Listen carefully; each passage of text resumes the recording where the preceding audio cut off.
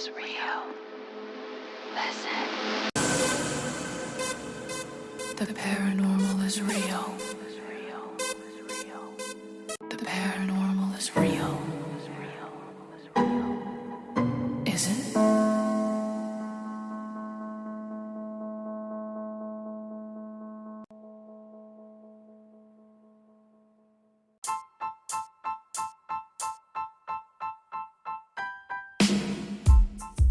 Welcome to Orbital Times podcast, and hello to everyone, whatever part of the globe you're from or happen to reside in. My name is Kelly Jo, and here we'll provide armchair conversations gathered from interviews and research reviews to explore the seen, the unseen, and the in-between of the supernatural paranormal phenomena, with topics that circle around spirit orbs, NDEs, OBEs, UFOs, time slips, mystical moments, higher consciousness, and more.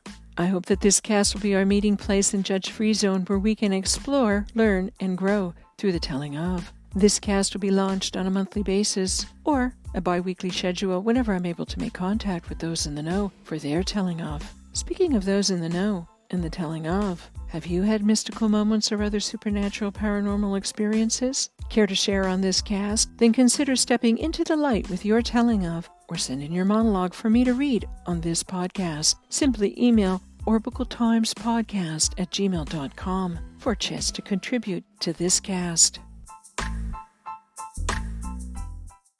One night, about midnight, John MacDonald was awakened by his wife, the exclamation, "Hark, there is someone in the kitchen." Then followed the slow, steady tramp of marching men backwards and forwards with measured, hollow tread. Then stillness. Then again the tramp, tramp, tramp, driven to desperation of bravery by the startled cry of the little child who slept in a room off the kitchen. The terrified father rushed to the apartment and, flinging the door open, found nothing but the empty room with no apparent displacement of a single article in it. This event occurred in the summer of 1829, and for 3 consecutive years, this afflicted family were to be the victims of many such manifestations. The dishes of water would rise of their own accord from the table. The tongs and shovel bang against each other on the hearth. The chairs and tables fall over with a loud crash. Even that sober domestic creature, the kettle on the hearth, would toss off its lid, tip over on one side, and suddenly, as if seized by unseen hands, dash itself in a paroxysm of fury on the floor. The cessation of the occurrences that I have detailed in the last chapter, which were only the precursors of more distressing events that plunged this unfortunate little family into the direst afflictions. Little balls of fire began to float in the air and settling in the various parts of the house. Was ever a family so afflicted? Their house burnt to the ground, all the little gatherings of their married life, those innumerable trifles that make home so dear, scattered to the wind in ashes. Their spirits broken with continued unrest, and that wherever they went, the ghostly afflictions would dog their footsteps. And those were excerpts from Baldoon Mysteries, better known as the Baldoon Mystery, by Neil T. MacDonald.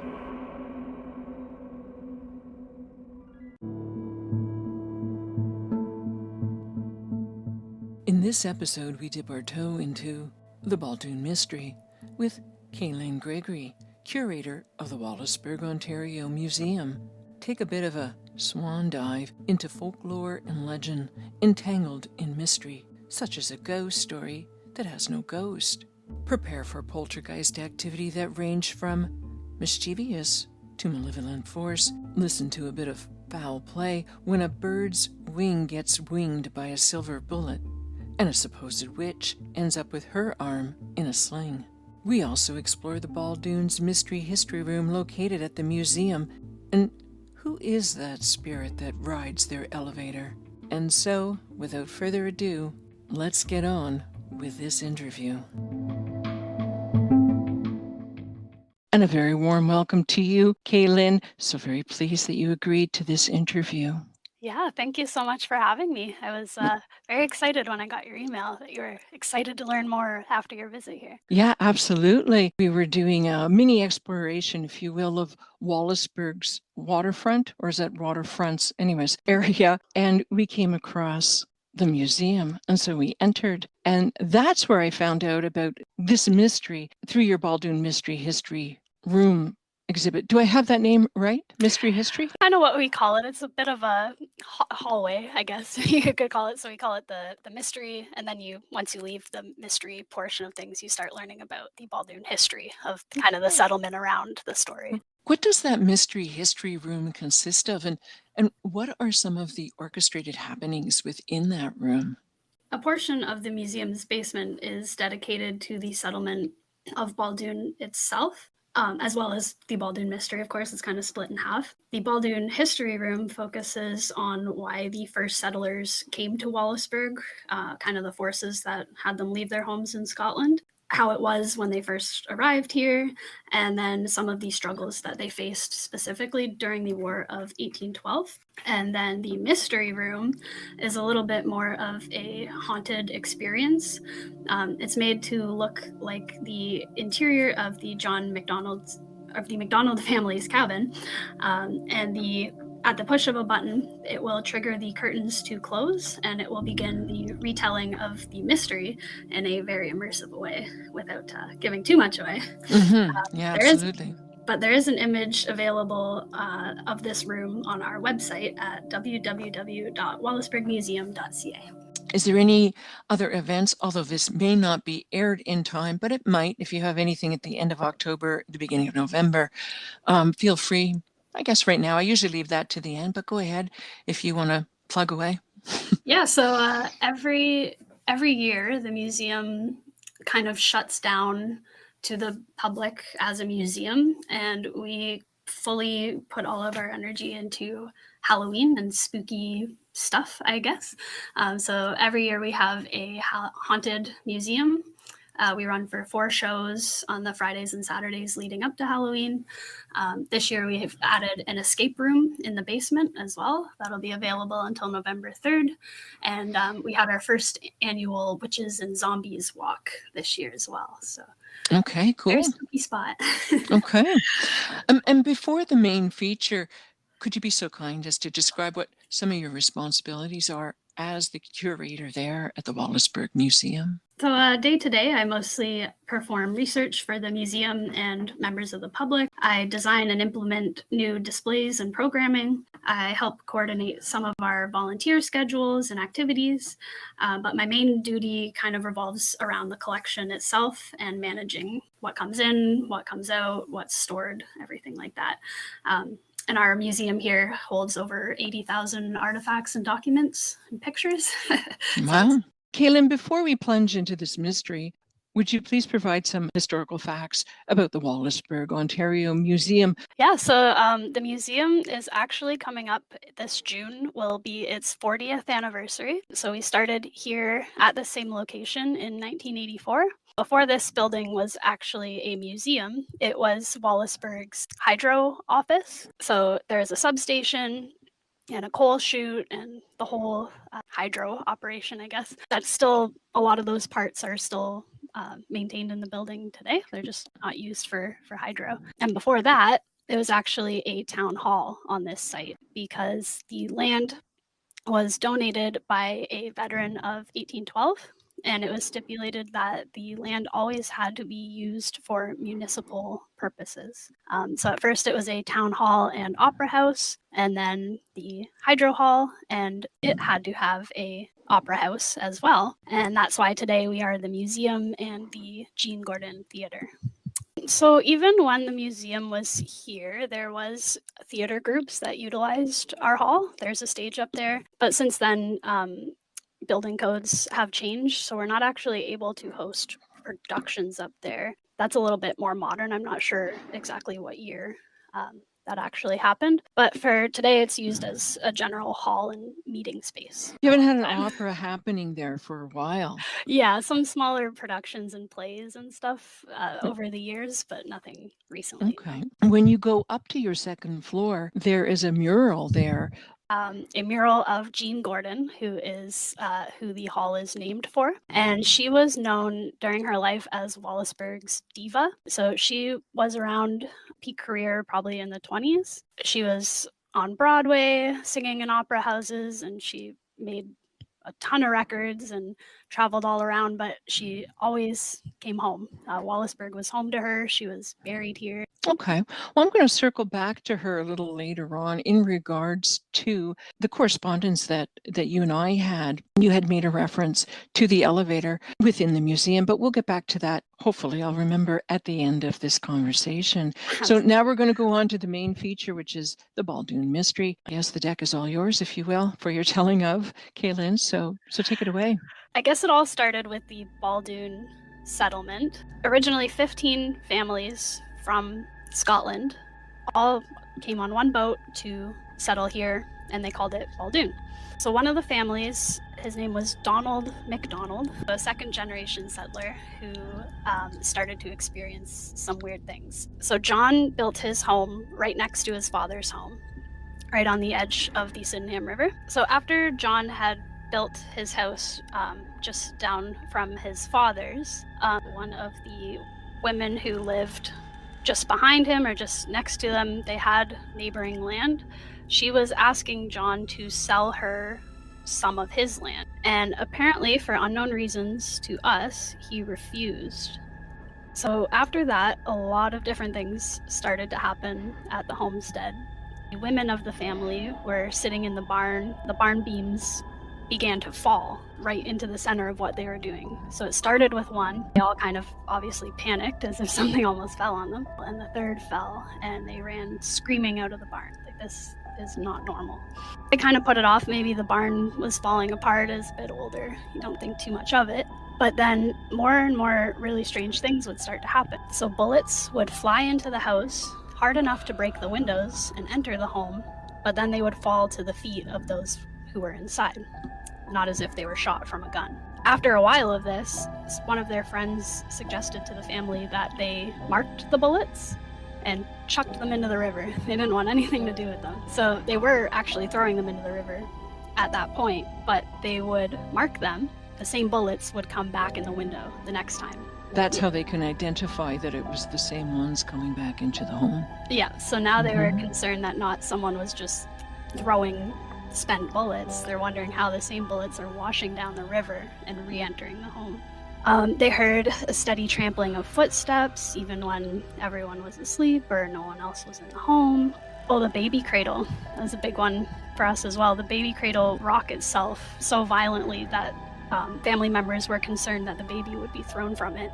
A lot of that kind of movement of objects, I guess, around the home. So we've heard of that the spinning wheels would start spinning recklessly. Rifles and knives would fall off and fly across rooms. And actually, there's a couple accounts of weapons that would fire on their own accord. You mean within the house? Within the home, yeah. If you had your rifle hanging on the wall, it would just fire off around. Those happenings, did they start around 1829? Is that correct? I believe it was 1828. Okay, 1828. 1831. I'm speaking from a collection of, kind of one-off sources and newspaper articles and the published version of the mystery itself from the family. So I'm kind of piecing all the versions together and trying to put it all in one big picture. Right. And that's an interesting point that you bring up, because it was John MacDonald's son, I believe, Neil T. MacDonald. He wrote a book or had it published around 1870, I believe. At the back of the book, he had witnesses' reports that he had put in, and around 25 or 26 of those witnesses. 26. I guess they were able to, if you will, back up, I guess, accounts that he had put forward, that there was a Mr. McDougall, I think it was McDougall anyways. He was interviewed by a paper in Toronto many decades later, and he said, it was all a bunch of guff. There was only a few things that were true. Now, you also mentioned that you had some I guess, newspaper clippings. So was that popular back in the day? Was this poltergeist happenings at that home, was it reported on locally and then abroad? I believe it was. And you think, like, in a time where social media wasn't a thing, and Right. it did spread quite rapidly for being kind of a local ghost story.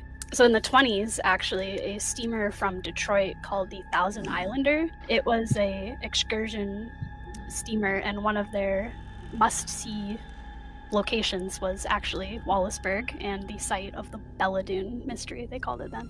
You and I are here talking about it today, so it still Yeah, holds a lot of traction. we went to your museum and then we looked around for where would their homestead have been. And then we went towards the area of Sarnia, came across a plaque that's by a waterway there, but it didn't say this is the home, like this is where the homestead stood. And then I read somewhere that if you wanted to go see it, you'd have to go the other way over to Chatham. A limited understanding was the people from the Highlands came over here, and then after the 1812 invasion from the States, they decided to move it, if you will, to the highlands of what's now Wallaceburg. Do you know if the homestead was actually in Wallaceburg? It was close by. It So was. it sounds like you might have been in McDonald Park. Yes, that's what it was called. Awesome. Yeah. So Yeah, yeah. that is what's known, and it's a little ambiguous to us as well, just because of the records over the years.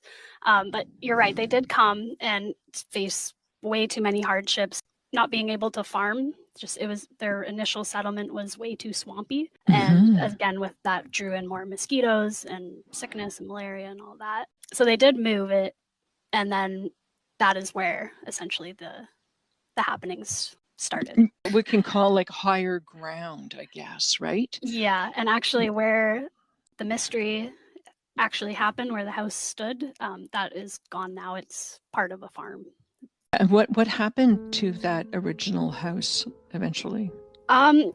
It burned down for the last time in 1930. And when you say the last time, do you want to expand on that?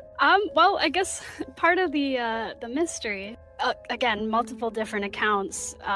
It's hard to say for sure, but some were saying that flaming arrows were flying into the home. Others are saying random balls of flame, like they couldn't tell where it came from. It would just appear in the home or randomly start catching fire. McDonald home did burn down once while they lived in it. Some of the outbuildings as well, my understanding, that also caught ablaze. Fires in the barn, just weird things happening to outside of the home beyond fire. Like they kept talking about a black dog. They would see this black dog run by, or sometimes they would approach, like from outside the house, they would see this black dog on the roof. So very much confusion for the McDonalds. How long did these happenings then occur? Did you say for a few years? I would say at least 2 years, Okay. maybe 4 or 5. They tried to escape the mystery a couple times because obviously they felt quite unsafe in their home. So from what I've read, a fire destroyed the home, made it unlivable. So they moved back in with John's father, who was just up the river a little bit. Donald McDonald. Donald McDonald, yep. That was very short-lived because wherever the family went, the hauntings would follow. Really wanted to host them. So they lived with Donald McDonald for a little while, and then they actually lived with a friend in Chatham for a little while, and they ended up just going home and trying to deal with the mysteries themselves. When you say home, you're talking still about the area of Wallaceburg, not back to the Highlands. Oh yeah, sorry, no, back to the that's McDonald okay. homestead, yeah. They tried a lot. So they tried to move, that it just followed them. And then they actually hired someone by the name of Barker. He would try to write notes to whomever was causing these hauntings or whatever. Right. And he tried, you could call them spells. They didn't really write down what he was doing, but he was attempting witchcraft to make the haunting stop. So Barker was actually tried in Windsor for helping the McDonalds, and he was tried for witchcraft. Or fake witchery. one right? or the other. Yeah, Yeah, it wasn't totally clear. yeah, I think it was for But fake witchery, which was pretty funny. And I have just found out recently that has just been sponged in the last couple of years here in Canada. oh, really? Yeah, yeah. Prior to his sentence, he did spend half a year in jail before his sentence. And I don't think he did that much time, right? Afterwards, like a month or so, and asked for pardon. He received pardon and only had to do a bit of time in the, I was going to call it the stockade, but there's a word for it where, people could pelt eggs and whatever at him. Oh, wow. Pilloried. That's it. Hillary. So that was my, again, limited understanding about this school teacher from the States. That happened in, I think it was 1830. The first finger that they're going to point or phrase is, it must be witchcraft. Right. Yeah, it could be nothing else but witchcraft. Blaming it on witches right away. That's kind of what the next person they went to for help did as well. So John MacDonald rode for 3 days on horseback and to kind of find his final attempt at solving these hauntings. So he met with a gifted healer and his daughter, who apparently read moonstones. This man was known as Dr. John Troyer. Where he lived is still known today as Troyer's Flats. On his homestead, he had large orchards and established himself as Dr. Troyer, known for protection potions and other natural concoctions that he would make. Known for having a sixth sense about finding water, even buried treasure sometimes. So when John MacDonald got there, Troyer's daughter gazed into her moonstone and she saw a long, low house, which John MacDonald knew when she described it was exactly his neighbor's house, the older woman that was mentioned kind of at the beginning there. Dr. Troyer kind of took this information and ran with it, in my opinion. And he was known for being very afraid of witches. So apparently there is a woman around where he lived who knew this and would jump out of the bushes and cackle at him. He would have horseshoes on every single door because witches can't cross cold iron. And he actually kept a witch trap next to his bed, which you can go to Brooke Donnelly Museum in Simcoe, Ontario, and see, which was just a bear trap that he slept next to. So he had a daughter. His daughter could read stones. Yes. So she was a clairvoyant, maybe some sort of psychic. Right. She was able to see a home that, as what John understood to be like, oh, that is where the neighbor's house is, the one that wanted my land. Dr. Troyer just went, oh, she must be a witch. Now, the little that I know of Dr. John Troyer from Long Point was that he was supposedly, but I don't know if this is true, it sounds like he was scared of them, was said to be a witch hunter, but it sounds like he was more like a witch runner away from. No wonder it's called a mystery. To get the facts, all of the facts, sort of straight and ducks in a row, if you will. He had a fear of witches, but I don't know if that's like a healthy fear because he hunted them. He doesn't want one to come back and get him at night or something. That's why he sleeps next to the bear trap, or not sure if it was just occupational hazard or what. In regards to the area that is now Wallaceburg, back in the day and still currently, there is an island there was occupied by Aboriginals, and it still is today. Can you tell me the name of that island and if it played any role in maybe what was going on with the farm and its inhabitants? Yes, so Okay. Walpole Island First Nations is just nearby Wallaceburg, and there was a minister named Jones at the time was wondering what might be causing the happenings. A lot of people in town were. So he was speaking to a First Nations chief at the time who suggested that the MacDonalds and perhaps the rest of the settlers were being punished for clear-cutting sacred trees. Call them the fairies that lived amongst those trees and who needed that that cover. I remember hearing that they may have been called the hidden ones, but I'm not going to be quoted on that, even though I'm going to leave it in. So that may have been, if you will, one said cause of the happenings. And the other causes might have been, you mentioned, was it a neighbor? Right. So that kind of takes us back to witchcraft. And Dr. Troyer's, once he decided that it was a witch that was causing the hauntings, his suggestion to John MacDonald was to craft a silver bullet. Troyer asked if during these hauntings, if Mr. MacDonald had seen any strange animals the same period as the hauntings, as around the homestead. And so he said, yeah, I keep seeing this dog on my roof, freaking me out. He said, okay, so are there any other black animals that are wandering your homestead? And he said, well, yeah, actually, now that you mention it, there's been a goose in my flock for a while, and I thought he just kind of wandered in. So Troyer's advice was to go and shoot that goose, and whoever had caused all these things to happen to him would receive a corresponding wound if he used a silver bullet.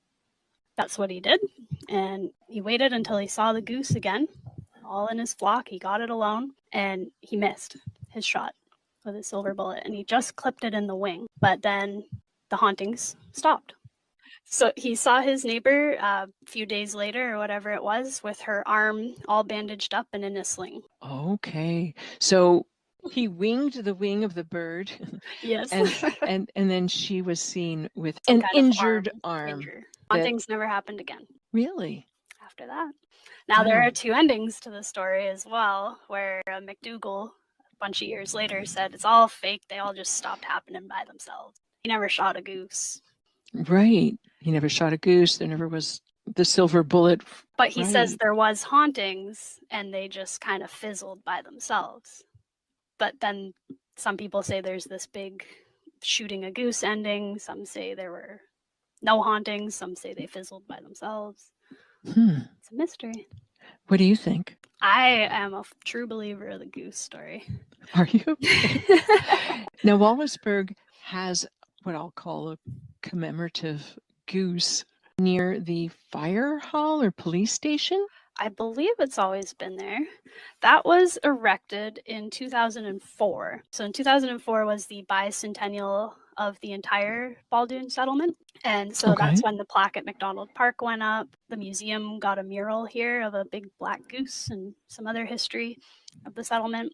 The Baldoon Mystery play was presented as part of the celebrations.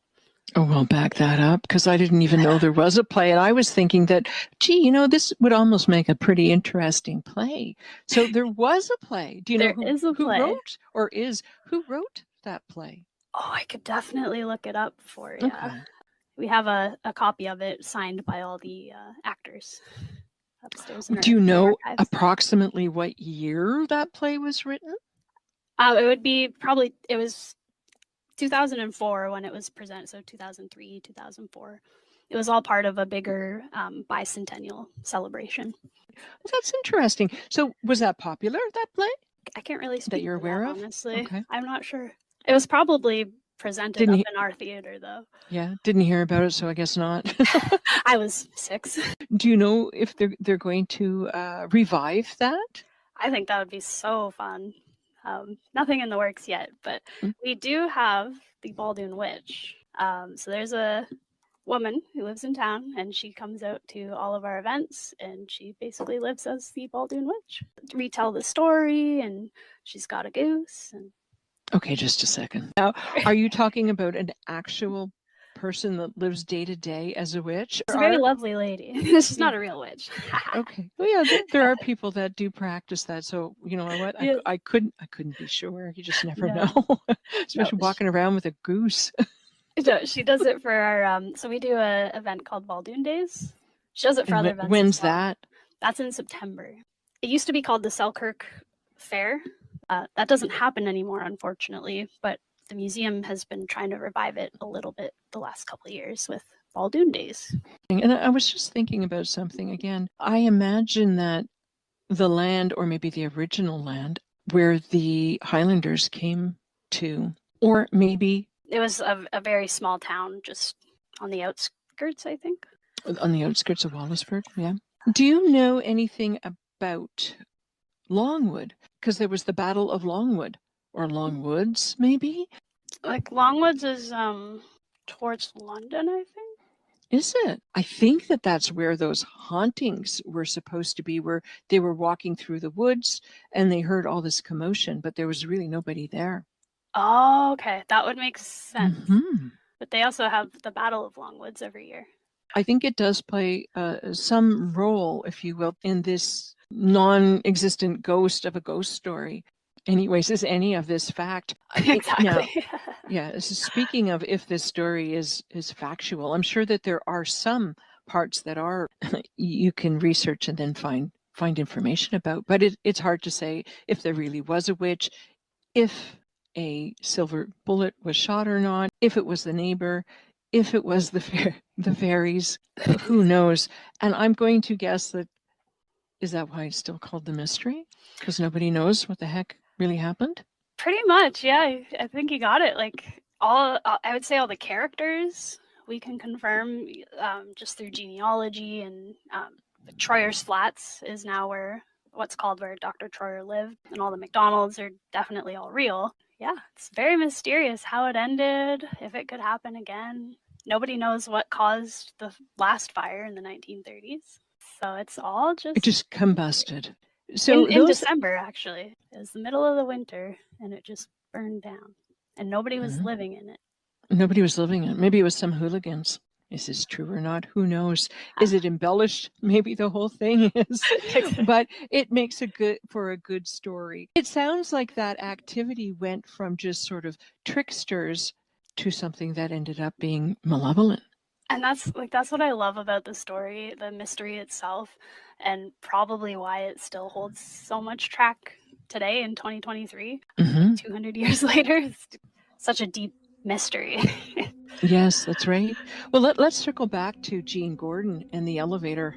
Tell the listener about what happens with that elevator. So myself and the other friends who work here and our volunteers, we say good morning. We say, "Good morning, Jean." It's because whenever you come in, or even if you've been there for a couple hours, you walk by, just the elevator that only goes into the theater, it will come down and it will open its doors to you, I guess, when you're walking by it. Whoa, wait. So the theater that's upstairs, which used to be, or I'm not sure if it's that exact spot for the Opera House, but I'll just reference that as the Jean Gordon Opera House area. Theater, yeah. That is upstairs. So you're saying that when you pass by from time to time, or if you're opening up the door there, which I think the elevator is more or less right there, right at the front entrance? Yeah, so there's a little a door that blocks if you want to close off the theater to the museum. Like a vestibule? Vestibule door, yep. And then you go through there, and then the elevator opens, says good morning, and get a little chill. Oh, wow. So it comes down from the top. Does it ever open? It's already there, and then it goes up? Sometimes, yep. It'll meet you both sides. Really? And you can, sometimes if it doesn't greet you right on time, you can hear it going up or down, but it's not going up and down constantly. And It's not like... Have you had that elevator checked? Yeah. It's not anything that I can tell or anyone can tell what's wrong with it. And it's not... I thought maybe it was when we unlocked the museum or turned on the lights, because it's good morning, Jean. But again, you could be there for a couple hours and walk by and it just opens. And has anybody there that you're aware of had any other incidents there at the museum? Everyone's had to run in with the elevator. I don't even ride the elevator. I take the stairs every time. What happens when people take the elevator? Oh, nothing. Okay. It just freaks me out. It freaks you out? Opening. So what do you think that is then? Why does it freak you out? I always say good morning to Jean and chalk it up to her hanging out in the theater and riding the elevator around, and I don't ask too many questions about it. Okay. Might not like the answer. Have you or anyone else had other types of paranormal happenings? Occurrences? It's hard to be in a museum at night and not feel a little bit haunted, honestly, or even early in the morning. I mean, because it's an older building. It's an older building. The building itself here has so much history. And for me, it's like the artifacts themselves. So even when somebody brings me something in new, or it's just got a great history, you start learning about it, I'll get goosebumps just because it has such a great story that's being told from this one piece. Yeah. Without that piece, you don't have the story. Okay. Kind of feel haunted like that. Yeah. No, I understand. Before we close, did you want to leave a website or any information about the museum itself, or happenings that are occurring in this spooky month of October? Yeah, in October, we really embrace the spooky here at the Wallaceburg Museum. For the month of October, available I think until November 3rd or 4th, is we actually have an escape room set up in the basement of the museum, and it is witch themed. It's called the Witch's Lair, and that is $15 a person. And is there an age restriction for that? You have to be at least 12, and there has to be one 18-year-old in the group. Okay, perfect. All right, Kaelyn, I appreciate you making space for this episode. Thank you so much for having me. Oh, no, thank you. Thank you very much for your contribution to this cast through your telling of.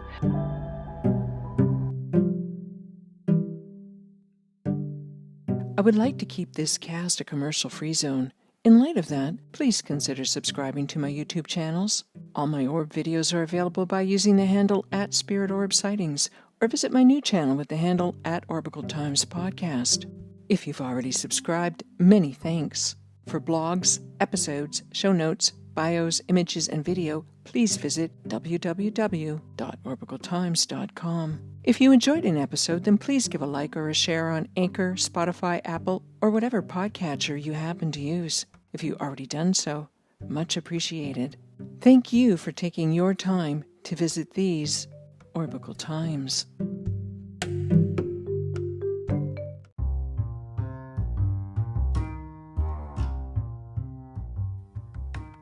Orbical Times podcast is written, produced, edited, and hosted by me, Kelly Jo, at Studio Spare Room.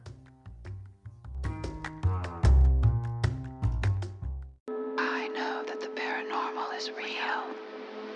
Listen. The paranormal is real. It is real. The paranormal is real. Is it? The paranormal is real.